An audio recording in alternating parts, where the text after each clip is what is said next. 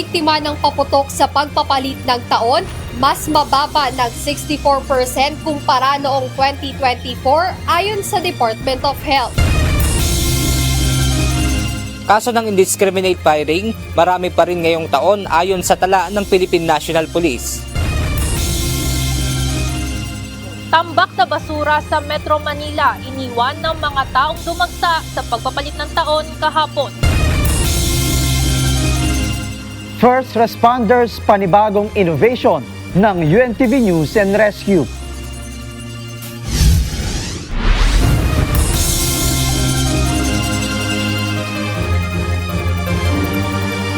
Magandang hapon Pilipinas at sa buong mundo. Tayo po'y sabayang napapakinggan sa Radyo Libertad 1350, ang UNTV Radio. Una sa ating mga balita.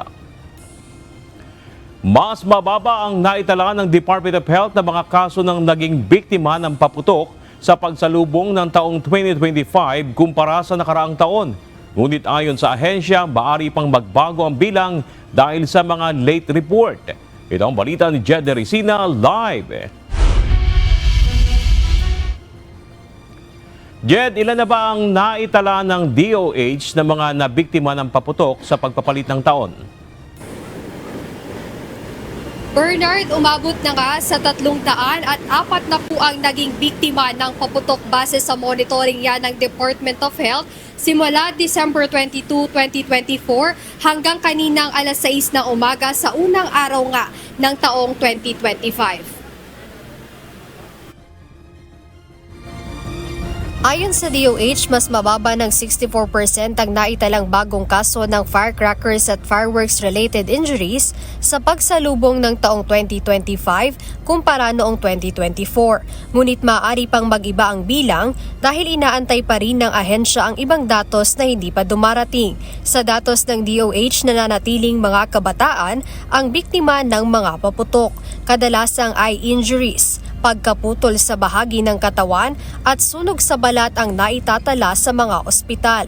Sa nasabing bilang ng kaso, 239 rito ay edad 19 pababa. Higit na mas malaki ang bilang na ito sa mga nasa edad 20 pataas kung saan 101 biktima ng paputok ang naitala. 59% o 202 kaso ay dulot ng iligal na paputok tulad ng boga, 5-star at piccolo. Sa tala ng Jose R. Reyes Memorial Medical Center kaninang alas 3:43 ng hapon, umakyat na sa 91 patients ang kanilang naitala na biktima ng paputok. 33 rito ay active patients o mga biktima na sila mismo ang nagamit ng paputok. Ngunit mas mataas ang passive patients o mga naging biktima ng paputok na hindi naman talaga sila mismo ang gumamit. 58 itong mga pasyente na maaaring nanonood lang at nadamay. Bernard, sa mga naitalang kaso nga dito sa JRRMC, 10 rito sa mga biktima ay naputulan ng bahagi ng katawan at 20 naman yung nagtamo ng eye injury. Pero ngayong araw ay hindi pa dito natitigil yung monitoring ng Department of Health maging dito ng Jose R. Reyes Memorial Medical Center dahil posible pang may mga kababayan tayong hahabol dito sa mga ospital na magpapatingin dahil nabiktima rin sila ng paputok nitong pagsalubong ng taong 2025. Ayan muna ang update dito sa JRRMMC. Balik sa iyo, Bernard. Maraming salamat, Jed Resina live mula sa Jose Reyes Memorial Medical Center.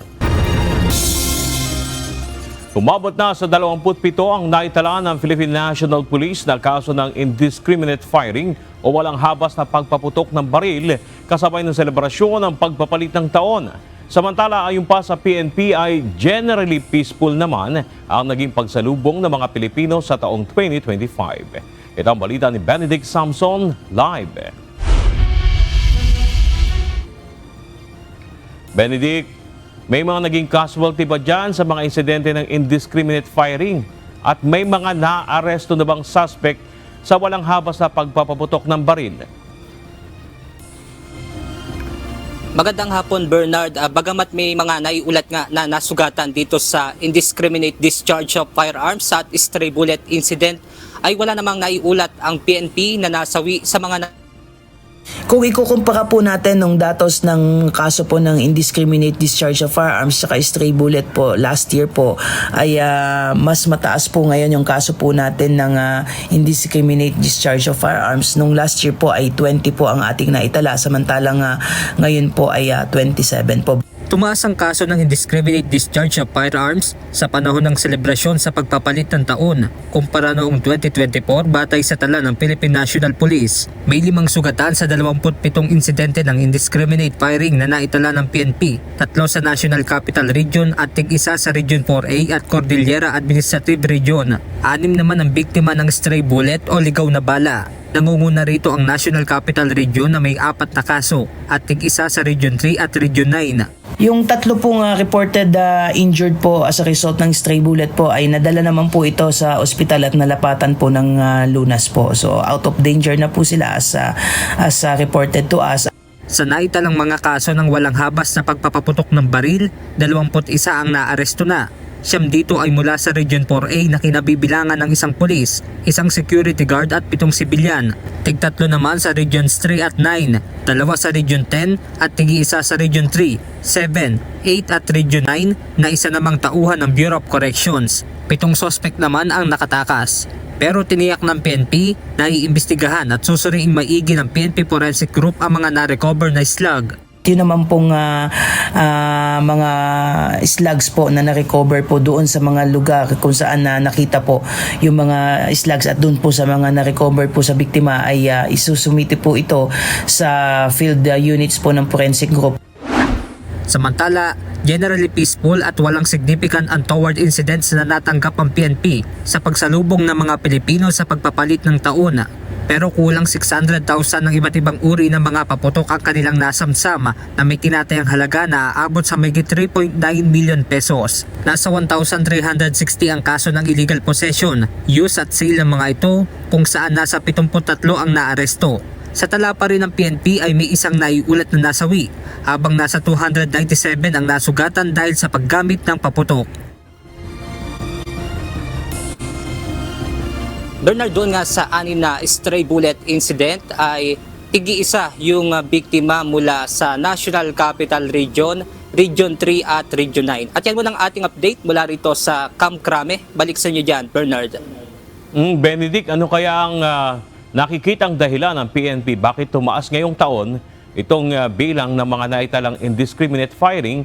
At sa panig naman ng PNP, ano yung kanilang pinaplano para mapag-ibayo pa ang kampanya at maiwasan na ito? Bernard, patuloy nga yung dissemination ng PNP para nga maipaalala sa ating mga kababayan na iwasan nga yung pagpapaputok ng baril. Kahit man ito ay otoridad o may lisensyadong individual na mayroong baril, ay iniiwasan nga itong pagpapaputok ng baril tuwing sasapit yung pagpapalit ng taon. At yan muna nga, Bernard. Balik sa inyo, Bernard. Itong mga nakalulungkot, may ilan lang naman na uniform personnel yung nakasama sa nagpaputok nga nitong baril na indiscriminate firing. Ano ngayon ang kalagayan nila? Sila ba papayagang pang maka-duty o sila ay kakasuhan? Anong kasong kanilang kakaharapin, Benedict?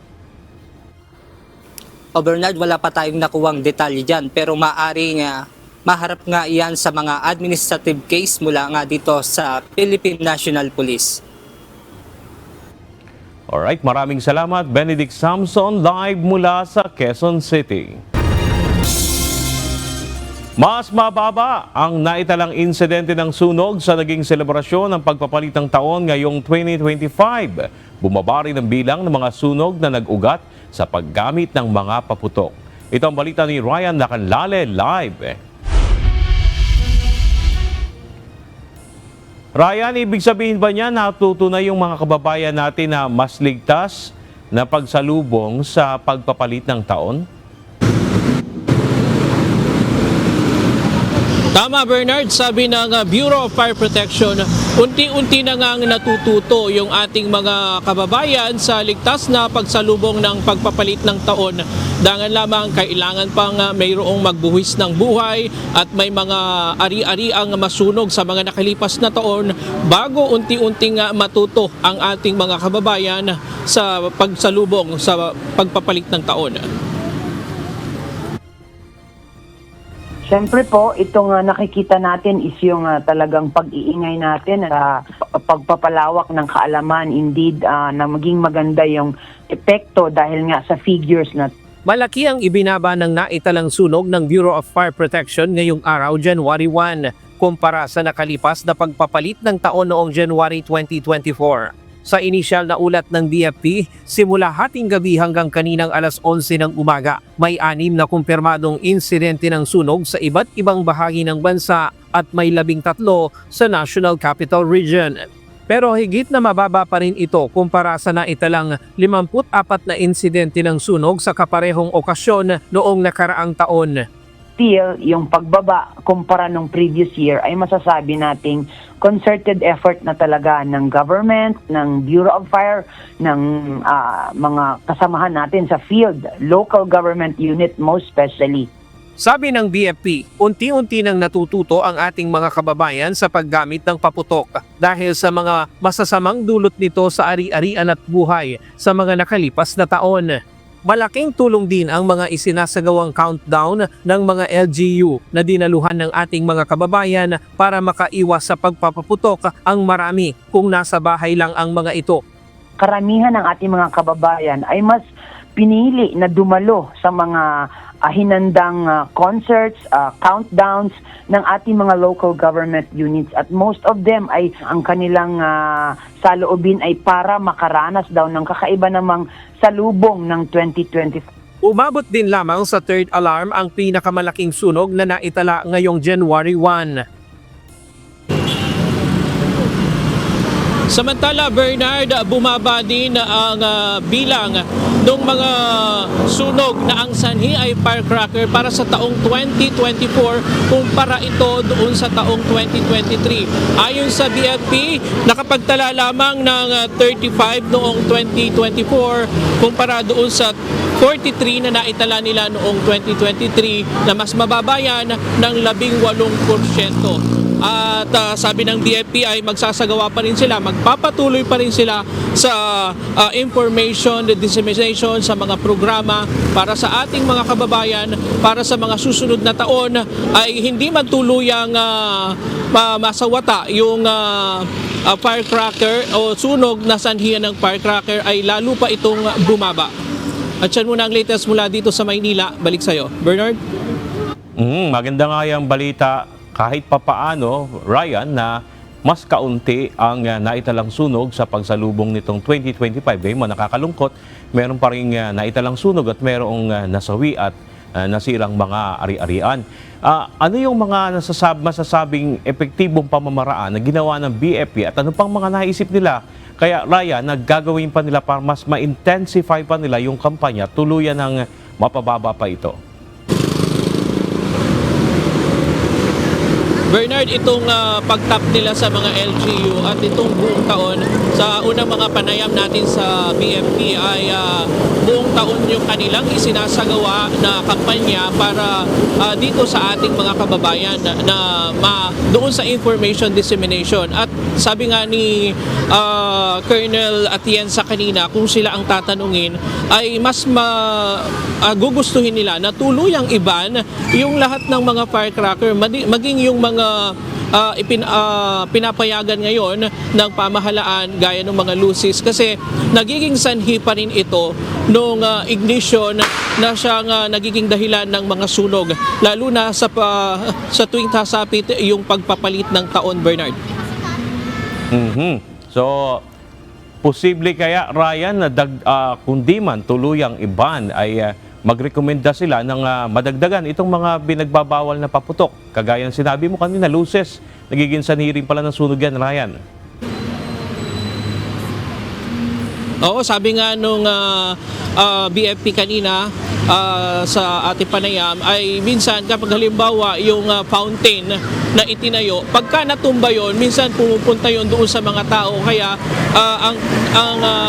yung apoy nun pumupunta doon sa mga bahay na nagiging sanhi ng mga sunog. At titignan nga natin kung magre-recommenda pa sila sa mga susunod na pagkakataon doon sa mga firecracker na dapat iban sa ating bansa. Maraming salamat, Ryan Lacanlale, live mula sa Maynila. Maagang naglinis ng mga basura sa paligid ng mga local government units o LGUs sa kanilang mga lugar, partikular na sa Maynila at Quezon City. Kasabay ng paglilinis ay balik na rin sa mga pwesto ang mga magtitinda sa Divisoria upang ituloy ang kanilang pagbebenta ngayong unang araw ng taong 2025. Ito ang balita ni Ivan Alvarez live. Ivan, kumusta ang sitwasyon dyan sa Divisoria ngayong unang araw ng taon? Magandang hapon sa iyo, Bernard. Ngayong unang araw ng taong 2025 ay maluwag ang daloy ng trapiko dito sa Divisoria. Ang kabaan naman ng CM Recto ay malinis na rin kung ikukumpara natin noong mga nakaraang araw kung saan hindi mahulugang karayom ang lugar. Hindi na bago ang maraming kalat na naiiwan pagkatapos ng mga selebrasyon. Kaya naman madaling araw pa lamang ng unang araw ng taong 2025, nasa labas na agad ang mga kawani ng Local Government Unit o LGU ng Quezon City at Maynila upang maglinis ng mga kalsada. Sa Quezon City, nakadeploy ang Special Clearing Operations Group o SCOG upang maglinis ng mga palengke sa EDSA, Roosevelt, NS Amoranto at Balintawak Cloverleaf, kung saan marami ang basura dahil na rin sa dagsa ng mga taong humahabol ng pamimili kahapon. Napakarami po talaga na tambak. Dahil sa mga ginamit ng mga tao, yung mga prutas na nabulok, yung mga pinagano ng mga dilata. Sa Maynila naman, maaga ring nag-umpisa ng paglilinis. Ang kagawad na si Carlito Garin, alas 4 pa lamang ng madaling araw ay gising na upang magwalis sa kalsada ng Divisoria. Pagkatapos naman ng New Year, kaming mga barangay official, tulong-tulong kami na para malinis. Karamihan mga bulok na prutas, yung mga tray na pinaglagyan ng prutas, yung mga palita, kadalasan ganun. Ayon sa mga naglilinis sa Divisoria, pinakamarumi ang eskinita ng Carmen Planas dahil dito ang hilera ng mga prutas kung saan hindi maiiwasan na mabulok ang iba. Si Kagawad Virgilio Salonga nagkaroon naman ng problema sa paglilinis sa lugar na kanyang nasasakupan. Dahil sa nasira na loader na delay ang dating half-day lamang na paglilinis. Tuloy-tuloy naman ang kanilang pakikipagtulungan sa mga bumbero sa lugar.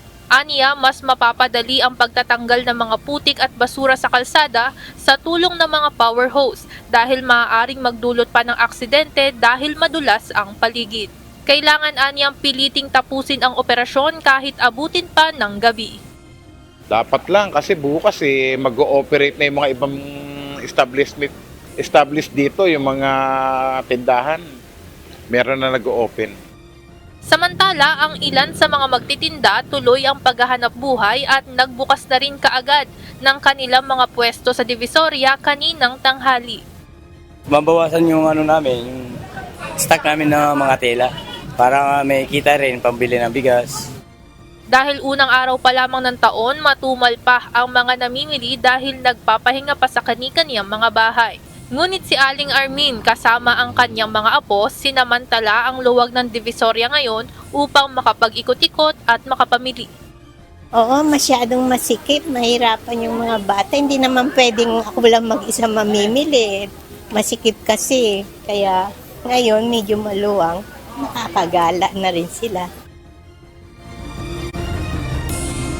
Bernard, karamihan sa mga eskinita dito sa Divisoria ay malinis na at naghihintay na lamang ng pipick up o hahakot na dump truck dito sa mga tambak ng basura. Samantala, yun namang mga magtitinda na nagbukas na ngayon ay matumal pa daw ang bentahan. Pero bukas at sa mga susunod na araw ay inaasahan na dadami na ang tao at babalik na sa normal ang dami ng mga tao na pumupunta dito sa Divisoria.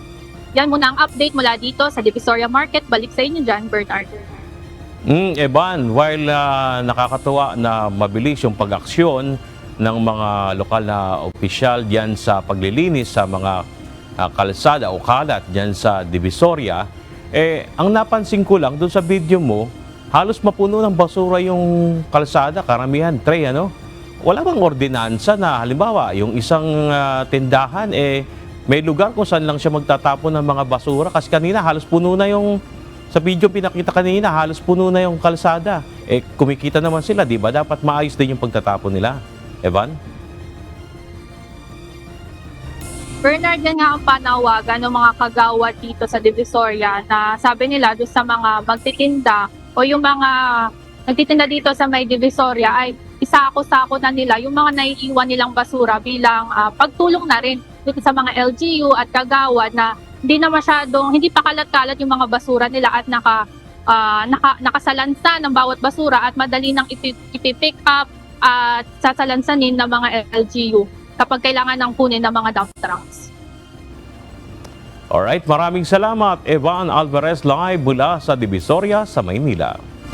Hinimok ng Bangko Sentral ng Pilipinas o BSP ang publiko na sa bangko magdeposito o mag-impok ng pera. Sa pahayag ng BSP ngayong National Banking Week, mas ligtas, sigurado at may insurance ang iniipong pera kung ito ay nasa bangko. Pinoprotektahan nila ang pera ng depositor habang ginagamit ito upang pondohan ang mga pautang, suportahan ang mga negosyo at itaguyod ang pag-unlad ng ekonomiya. Pagtitiyak ng BSP, ang mga bangko at ang publiko ay magkasama para sa isang mas maliwanag na kinabukasan. Ngayong kapapasok lang ng taong 2025, marami ang may goal na maging financially capable ngayong taon. Ilang practical tips ang kailangan nating matutunan para sa financial success ngayong 2025. Ito ang balita ni Alvin Kapamungan. Una sa pinaka-importanteng tips para maging financially capable ay ang budgeting. Minsan nakakalimot ang ilan sa atin na gawin ito, pero kung walang budget, parang naglalakbay tayo ng walang mapa. Ilista natin ang ating income at ang expenses, mula sa bills hanggang luho o wants, lahat dapat kasama para malaman natin kung saan napupunta ang pera. Budgeting is a must. So, paano natin gagawin yon? The basic principle is ating ililista lang ang lahat ng ating mga income per month versus sa ating expenses. So kung mas mataas ang ating expenses versus sa income natin, there's something wrong. So paano natin solusyonan yon? Ang solusyon dyan is tataasan mo ang income mo. Paano mo gagawin yon? You can try to find a possible part-time or any source of income. Pangalawa, dapat mag-ipon o magtabi tayo. Hindi yung bahala na. Kahit maliit, basta regular, sikapin natin na makapagtabi ng pera. Subukan natin ang 50-30-20 rule. 50% para sa needs, 30% sa wants, at 20% sa savings. Pwede rin tayong magbukas ng separate savings account para hindi matuksong gamitin ang iniipong pera. Iwasan din natin ang utang na hindi kailangan. Ang utang, parang apoy yan, nakapasok. Pero kapag hindi napigilan, sunog tayo. Kung may utang tayo, unang bayaran ang may mataas na interest. Pag-aralan ang mga interest rates at kung kaya nang bayaran agad para mabawasan ang utang, gawin na natin. Isa pa mga kasambahay, mag-invest tayo. Kung may extra, huwag lang itago sa alkansya o i-deposito sa bangko. Pwede natin yan palakihin. Pwede sa stocks, mutual funds, o kahit sa small business. Pero, siguraduhin munang mag-research at humingi ng payo sa financial experts. At panghuli, huwag kalimutan ang financial goals. May pangarap ba tayong bahay, sasakyan, o ang future ng mga anak natin? O kaya'y may pagnanasa ba tayong matulungan ng iba? Iset natin ang mga ito at gumawa ng plano para maabot. Ang pagpaplano ng pera ay para sa ating future, kaya diskartehan natin ang 2025. Mga kasambahay, with God's grace and financial discipline, kaya natin tong gawin. Alvin Kabamungan, UNTV News and Rescue. Diyos ang aming sandigan, serbisyo publiko ang aming pinahahalagahan. Narito naman ang mga balita sa iba't ibang panig ng mundo. Ihati ng ating global correspondent na si Ann Gonzalez mula sa Ho Chi Minh City, Vietnam.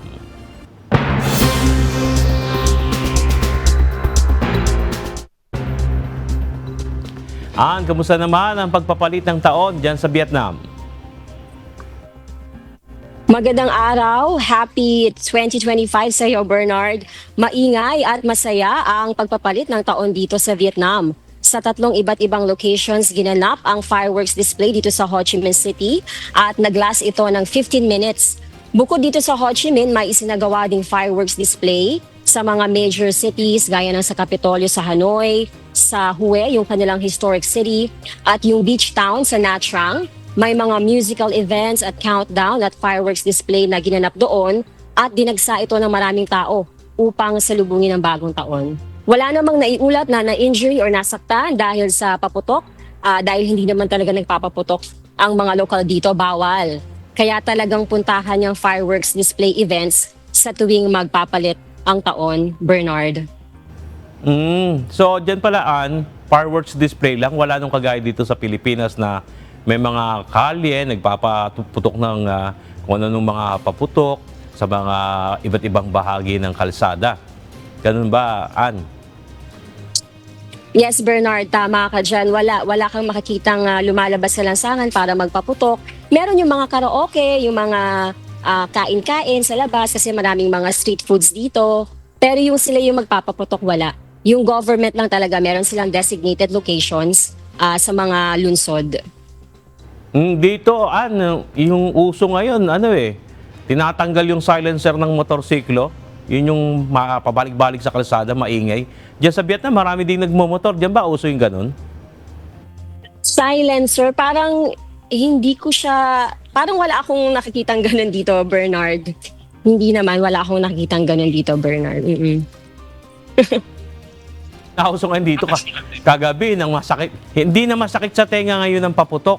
Ang bagong masakit sa tenga ngayon dito na nauso, particular sa Metro Manila, yung mga motorsiklo na tinatanggal yung silencer, kaya ang tunog ng tambucho, talagang napakaingay, mas malakas pa sa mga paputok, tapos paulit-ulit, balik-balik sa kalsada. At least dyan sa inyo, wala palang ganyan. Anyway, Ann, ihatid mo na yung mga balita na nakalap ng ating mga kasama sa iba't ibang panig ng daigdig.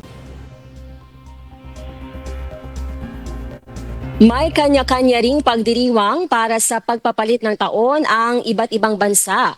May naging magarbo at mayroon din namang naging simple lang. Ito ang balita ni Maven Carizo.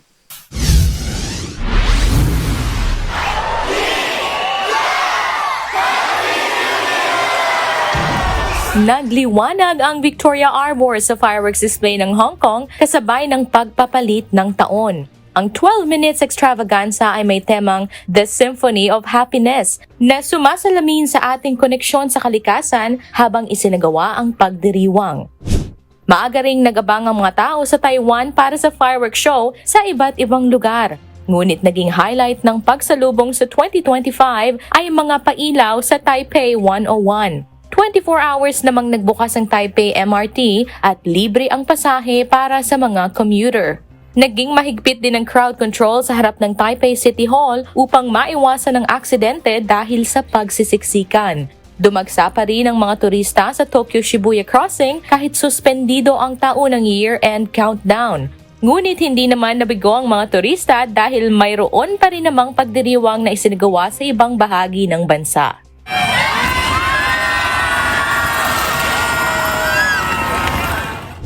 Makulay at masaya naman ang mga pagdiriwang sa iba't ibang bahagi ng Singapore.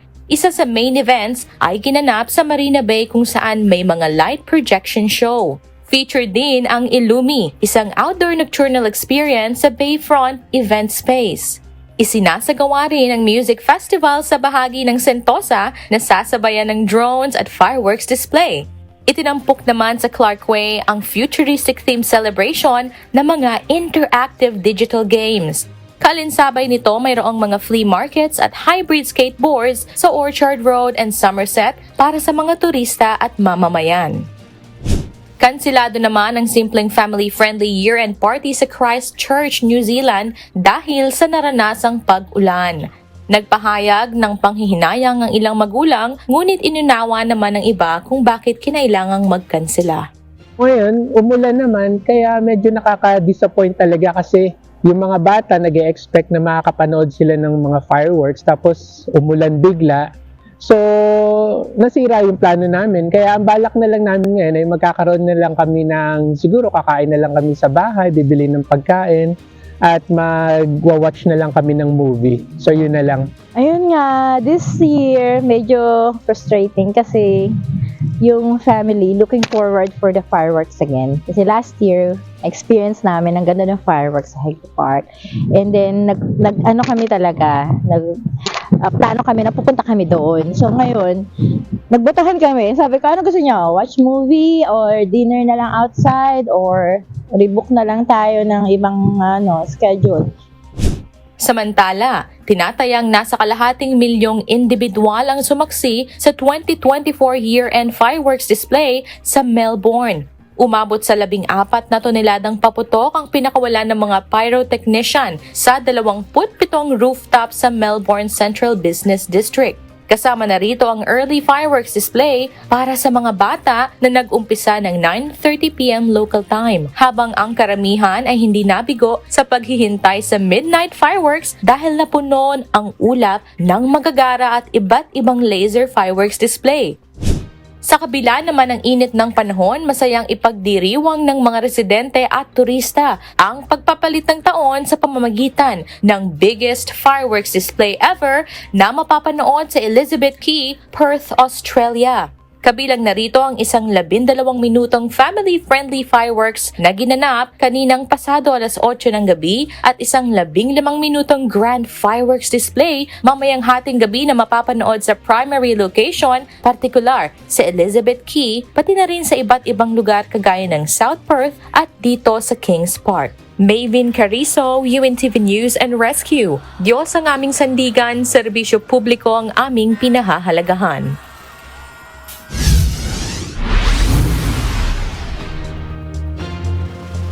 Natapos na ng mga investigador ang pagkuha ng data mula sa isa sa mga black box ng nag-crash na Jeju airplane. Ayon sa Transport Ministry ng South Korea, ang mga datos mula cockpit voice recorder ay gagawin na ngayong isang audio file. Gayunman, sinabi ng mga otoridad na kakailanganin ng mas maraming oras upang ma-access ang data sa pangalawang black box. Umaasa ang mga investigador na ang mga data dito ay makatutulong sa pagtukoy sa mga nangyari bago ang sakuna. Tapos na rin ang identification sa 179 na biktima ng pagbagsak ng eroplano. Kasunod nito ay sisimulan na ang funeral proceedings para sa kanila.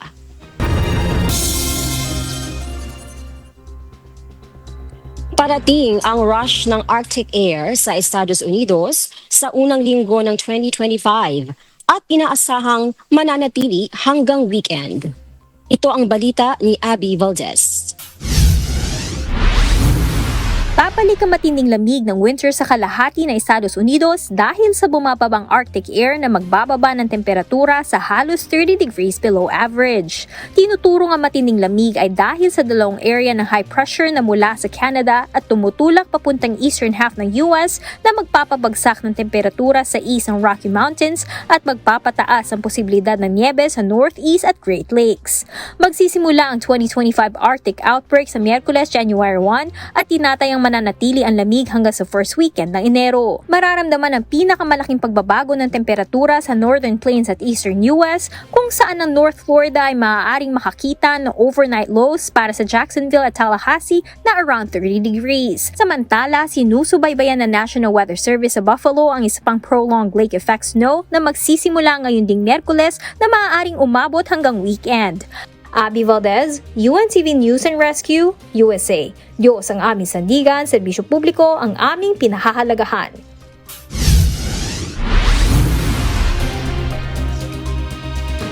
Nagdulot ng espekulasyon ang biglaang pagpapalit ng pangalan ni Elon Musk sa kanyang official X account. Mula sa kanyang tunay na pangalan, makikita na ginawa niya itong Hecus Maximus. Wala pang ibinibigay na paliwanag si Musk dito, maging sa kanyang pagpapalit ng profile image na ngayon ay si Pepe the Frog.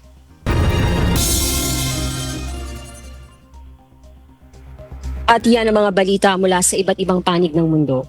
Mula dito sa Ho Chi Minh City, Vietnam, ako si Ann Gonzalez. Magandang gabi. Walang head of state ang imbitado umano sa inaugurasyon ni US President-elect Donald Trump. Ayon kay Philippine Ambassador to the United States, Jose Manuel Romualdez, tanging envoys o ambassadors lang ng iba't ibang bansa ang naatasang dumalo sa event. Ang inaugurasyon ni Trump ay gaganapin sa January 30 sa US Capitol, Washington, D.C. Malaki ang benepisyo ng pagiging mapagpasalamat, hindi lamang sa individual kundi pati na rin sa komunidad. Ayon sa mga eksperto, ang ugaling ito ay nakapagpapabuti ng kalusugan, nakatutulong sa pagpapagaling at nagdudulot ng mas maayos na samahan. Ito ang balita ni Sunny Cos. Isa sa mga bagay na pakikinabangan nating lahat sa 2025 ay ang pagiging mapagpasalamat. Alam nyo ba na ang pagiging thankful ay may kinalaman sa ating kalusugan? Ayon sa mga pag-aaral mula sa Harvard University, nakakatulong ang pagiging mapagpasalamat sa pagpapababa ng muscle pain na dulot ng mga sakit at nakakabawas din ito ng stress, kalungkutan at depression. So there's lots to learn, but it does seem like people who experience feeling grateful more often or more powerfully tend to do better both in terms of their physiologic health and in terms of the behaviors that they do to take good care of themselves. Dagdag pa ng mga eksperto, ang taong mapagpasalamat ay kalimitang nag-aalaga sa sarili, kumakain ng masustansya at malinis sa katawan. Natuklasan naman sa isang pag-aaral sa University of North Carolina na parang magnet ang isang grateful person para sa iba dahil nakikita nila ang kabutihang ginagawa nito sa kanilang paligid, maliit man o malaki. Relationships are extremely important, and signaling that you're the kind of person who notices when other people do kind things incidentally draws other people toward you. Ang isang taong marunong magpasalamat ay isang mabuting bahagi ng komunidad. Kaya payo ng mga eksperto, lalo na sa mga laging nakasimangot o bugnot sa buhay, magsimula sa kasabihang, count your blessings. Isang paraan nito ay ang paggamit ng Thankful Journal, kung saan isusulat ang mga bagay na ipinagpapasalamat araw-araw o kaya namay magsanay ng pagsabi ng salamat sa mga nakakatulong sa iyo. Maganda rin ang epekto ng pagiging mapagpasalamat sa buong komunidad. Ayon kay Dr. Laura Kubsansky ng Harvard T.H. Chan School of Public Health, higher levels of gratitude in a population will also benefit societal health or community health. And that's because it helps to create better social relationships, which in turn creates more social cohesion and social capital in a community. Gratitude is not only good for my own health, but it's also good for community and societal. Isang magandang halimbawa ng scientific findings na ito ang Members Church of God o MCGI. Linggo-linggo nagsasagawa sila ng pasasalamat sa Diyos at walang patid na mga public services at charity works gaya ng libreng medical missions, feeding programs, free stores, free tuition fee at marami pang iba.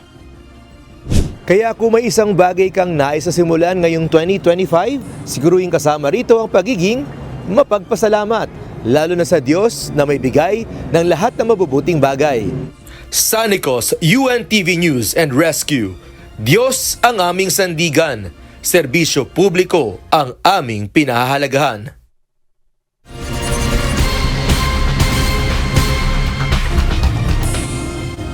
Sari-saring emergencies ang tinugunan ng UNTV News and Rescue sa iba't ibang panig ng bansa sa nakalipas na magdamag hanggang sa unang araw ng taong 2025. Bahagi pa nito ng advokasiyang tulong muna bago balita ng istasyon na may mga rescue teams na nag-iikot mula Luzon, Visayas at Mindanao. Ito ang balita ni Joshua Antonio.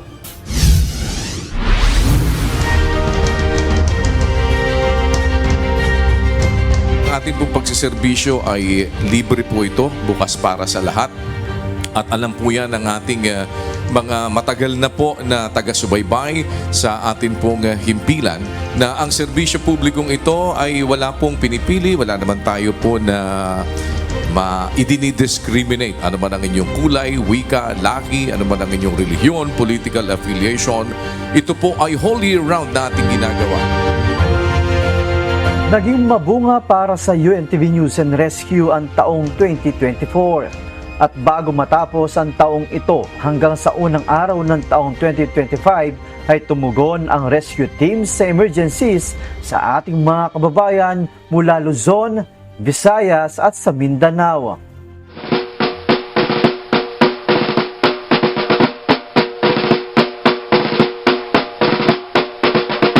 Sinimulan ito ng ceremonial deployment sa pangunguna ni Kuya Daniel Razon, ang chief at founder ng advokasiyang Tulong Muna Bago Balita na sinimulan noong taong 2010. Lamang pag ganitong mga pagkakataon ay meron tayong mga espesyal na pagbabantay na ginagawa dahil nga po sa sabayan ito sa ating bansa na kailangan nating makapagbantay doon sa maaaring maging mga emergency situations. Pero lagi po namang nakahanda ang buong puwersa ng ating UNTV News and Rescue Team. Ano mga araw ng taon para rumisponde kung sakaling meron tayong mga kababayan po na mga kailangan ng tulong at iba't iba pang mga maaaring emergency. Uulitin namin, libre po ito. Meron tayong mga ambulansya, meron po tayong news and rescue vehicles na maaaring umasiste doon sa mga maaaring magkaroon ng emergency sa kanilang mga tahanan. Tatawagan nyo lamang po yung ating mga emergency numbers. Bukod sa mga team na nasa KDR Adventure Camp sa Orani, Bataan, kasama ring idineploy ang mga rescue team mula Central and Northern Luzon, National Capital Region, Southern Luzon, Visayas at sa Mindanao. Pati na ang MCGI Riders at MCGI Riders Assistance and Community Service. Sa National Capital Region, 3 sugatan sa magkahiwalay na aksidente ang nirespondihan ng UNTV News and Rescue. Sugatan ang isang lalaking nagbibisikleta matapos sumemplang sa Malanday, Valenzuela City. Walang malay ang biktima kaya kaagad din itong dinala sa Valenzuela Medical Center. Sugatan din ang motorcycle rider at angkas nito sa nangyari motorcycle crash accident sa Santa Ana, New Panaderos, Manila. Aksidente sa motorsiklo ang pinuntahan ng rescue team sa Quirino Highway Corner, Commonwealth, Quezon City. Dinala ito ng rescue team sa Novaliches District Hospital. Isang sunog naman ang pinuntahan ng UNTV News and Rescue Team sa Barangay Dampalit, Malabon City. Isang firefighter ang nagtamo ng first-degree burn na nilapatan ng first aid ng grupo. Motorcycle crash accident din ang nirespondihan ng rescue team sa Antero Soriano Highway, Bacau, General Trias, Cavite.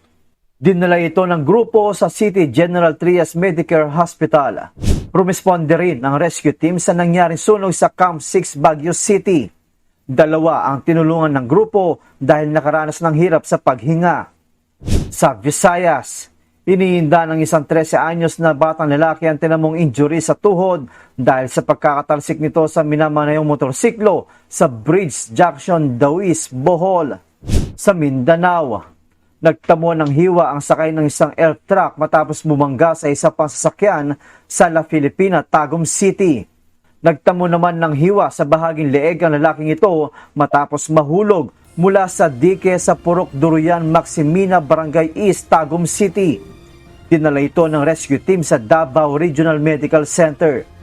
Motorcycle crash accident din ang narespondihan ng UNTV News and Rescue Team sa Purok Galingan, Mankilam, Tagum City. Nagtamo ang biktima ng deformity sa magkabilang paa at hiwa at dinala sa Davao Regional Medical Center. Isang senior citizen naman ang sugatan matapos itong madula sa kalsada sa Tagum Public Market, Tagum City. Motorcycle crash accident din ang narespondihan ng grupo sa Apocon Road, Tagum City. Swerteng gasgas lamang ang natamo ng rider. Nahulog naman sa minamaneho motorsiklo ang lalaking ito sa Gante Road, Magugpo, West, Tagum City. Pedestrian at motorsiklo naman ang sangkot sa aksidente ang pinuntahan ng grupo sa Apocon Road, Tagum City. Sugatan din ang rider na ito matapos makasagasan ng aso sa kaparehong lugar ang nirespondihan ng rescue team. Napuruhan naman ang ulo ng rider na ito matapos bumangga sa isa pang motorsiklo sa Barangay Palao, Iligan City. Dahil sa tindi ng natamong injury, dinala ito sa Iligan City Hospital ng Iligan CDRRMO unit. Nakahiga pa sa kalsada ang motorcycle rider na ito ng datnan ng UNTV News and Rescue Team. Ayon sa mga nakakita sa pangyayari, sumalpok ang minamanayong tricycle nito sa isang sedan. Dinala ito ng grupo sa Agusan del Norte Provincial Hospital. Joshua Antonio, UNTV News and Rescue. Diyos ang aming sandigan, serbisyo publiko ang aming pinahahalagahan.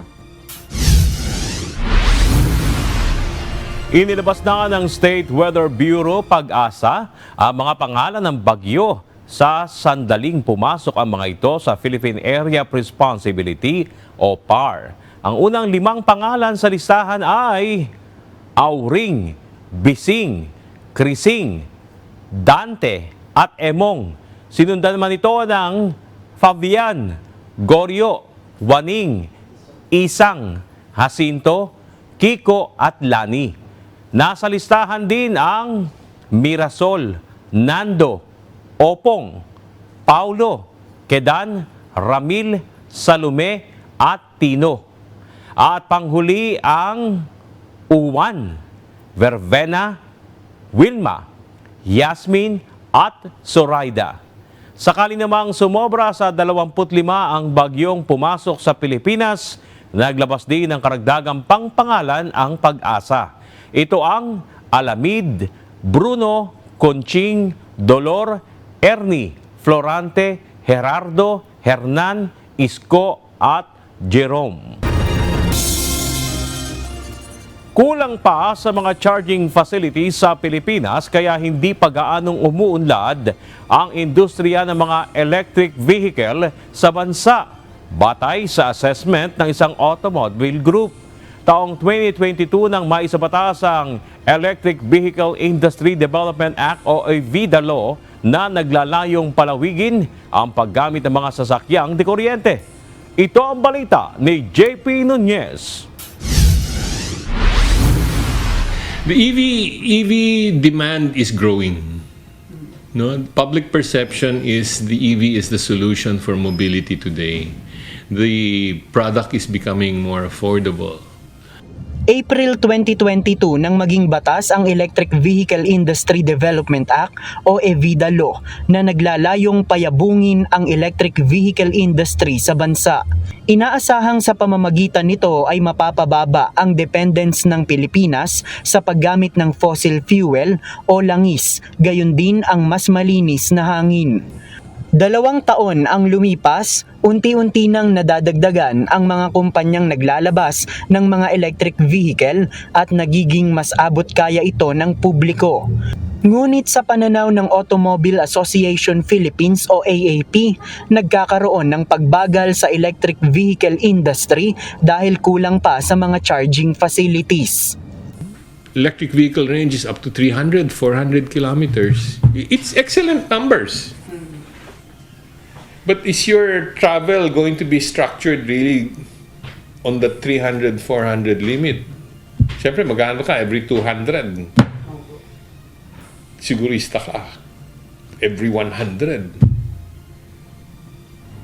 I think that's the problem with EVs. Mas mataas pa rin ngayon ang paggamit ng publiko sa mga sasakyang gumagamit ng krudo dahil kabi-kabila ang mga gasoline station. Ang nakasanayan ng Pinoy, nawala na ang gas, may stasyon naman dun may stasyon naman dyan What is the distance between fuel stations today? On the average, 20 kilometers, 4 kilometers, 2 kilometers. Minsan magkatapat pa yung gasolinahan Bukod dito, wala pa rin namang naglalagay ng sariling charging station sa kanilang mga bahay dahil wala pa itong guidelines na nakaayon sa building code. Isa sa risk ng charging station ng electric vehicle ay ang posibleng pagkakaroon ng sunog dahil sa mga bateriyang ginagamit sa sasakyan. When you buy the car, you have to buy your charging station. You have to wire it up. You have to connect it. You have to make it secure. You have to make it compliant with the building code. Sa susunod na taon, target ng Department of Energy na makapaglabas ng guidelines sa mandato na dapat magkaroon ng mga charging stations ang mga gasolinahan sa bansa. Samantala, sa usapin ng Public Transport Modernization Program o PTMP, nakaayon din ito sa Evida Law. Isinusulong ng programa na dapat mabawasan ang carbon emission ng mga pampublikong transportasyon, kaya pine-phase out ang mga lumang jeepney. Pero imbes na electric vehicle, Euro 4 at Euro 5 engine ang kadalasang gamit ng mga modernized jeepney na pumapasada ngayon. Ayon sa direktor ng National Federation of Transport Cooperatives o NFTC, hindi pa sila makabili ng mga electric vehicle na gagawing public transportation. Actually sir, medyo may kamahalan yung electric vehicle talaga. Meron hindi kakayanin. Pero kung magiging abot kaya ang halaga ng mga electric vehicle at kakayanin na ito ng mga transport cooperatives, hindi sila magdadalawang isip na bumili at magtayo ng sariling mga charging facilities upang makatulong na mapababa ang polusyon sa hangin. Mas gustuin ko na rin yung electric vehicle. Why not kamo? Kasi mas marami kaming masave na kita ng electric vehicle namin compared to the Euro 4 engine. Mas less maintenance yung electric vehicle. Wala ka ng konsumo, wala ka ng langis-langis na yan, wala ka ng gear oil. Basta malaki matitipid sa maintenance. Sa pananaw naman ng presidente ng Liga ng Transportasyon at Operators ng Pilipinas o LTAP, may naging mali sa implementasyon ng PTMP dahil nawala ang iconic na itsura ng pambansang jeepney. Ayon kay Orlando Marquez, imbes na yumabong ang lokal na industriya, mga imported na sasakyan ang ipinalit sa mga lumang jeepney na kilala na maging sa ibang bansa. Hindi mo sulatan mo yung gawang inchik na minibus, sulatan mo ng modernized jeepney. Panluloko yun dahil yan ay constitutional yan na ipinasa sa Kongreso, sa Senado, yung pambansang panlupang sasakyan ng Pilipinas ay jeep. Sa ngayon, isa sa nagsusulong ng local manufacturing ng electric jeepneys ay ang Francisco Motors. Gagawin nitong mas mababa sa 1 milyong piso ang presyo upang makayanan ng mga kooperatibang sumusunod sa modernization program.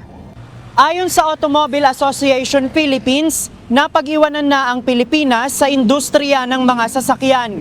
Dahil kung tayo ay nagsusulong pa lang ng electric vehicle industry, ang ibang mga bansa ay patungo na sa driverless cars at mas advanced na klase ng mga pampublikong transportasyon. JP Nunez, UNTV, News and Rescue. Diyos ang aming sandigan, serbisyo publiko ang aming pinahahalagahan. Nagpatupad ng rollback sa presyo ng liquefied petroleum gas o LPG ang mga kumpanya ng langis. Simula ngayong araw, matatapyasan ng 90 hanggang 91 centavos ang kada kilo nito. Ayon sa LPG dealers, refleksyon ito ng international contract price para sa buwan ng Enero.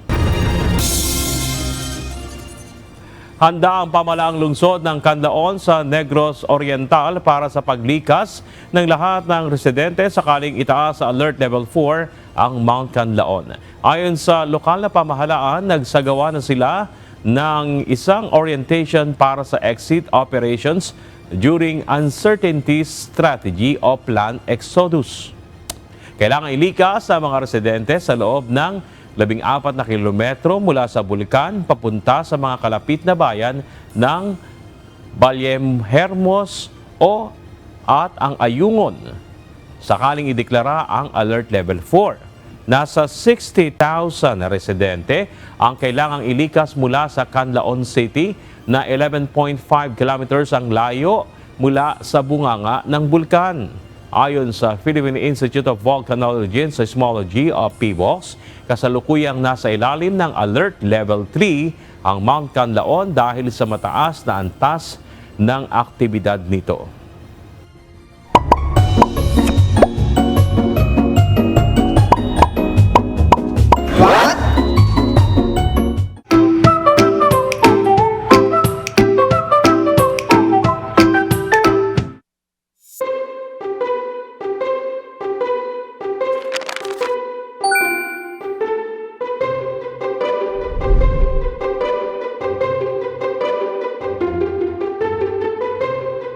Dagdag kaalaman po, ngayon lang katatapos po ng aming UNTV Repaso 2024 special coverage at ngayon po ay taong 2025 na.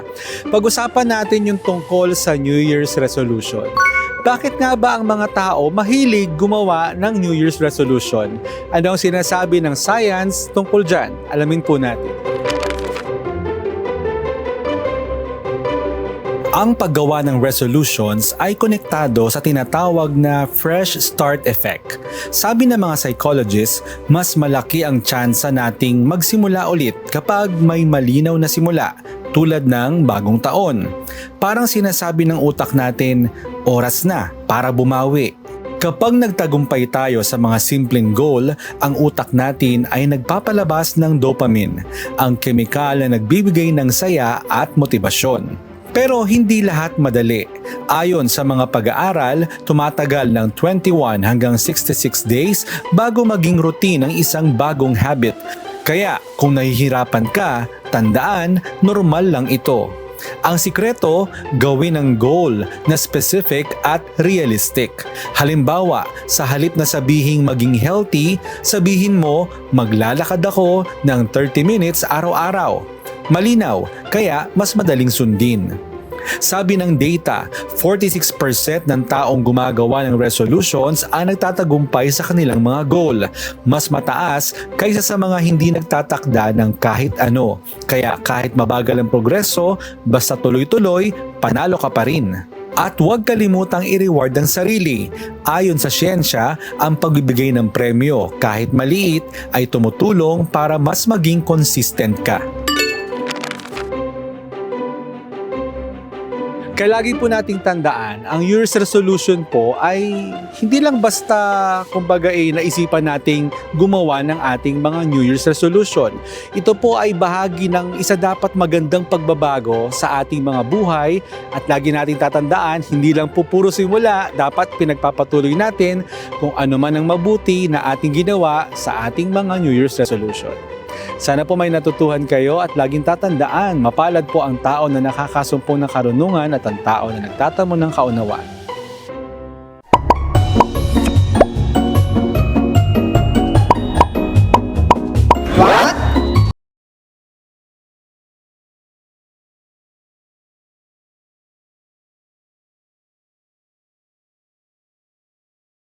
Narito naman ang ating mga kausi ngayong unang araw ng taong 2025.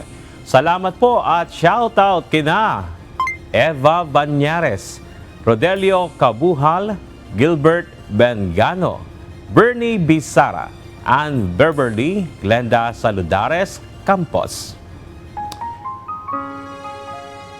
At narito naman po ang salita ng Diyos na ating sandigan mula sa aklat ng unang Pedro Kapitulo 3 versikulo 10 na nagsasabi, sapagkat ang magnais umibig sa buhay at makakita ng mabubuting araw ay magpigil ng kanyang dila sa masama at ang kanyang mga labi ay huwag magsalita ng daya.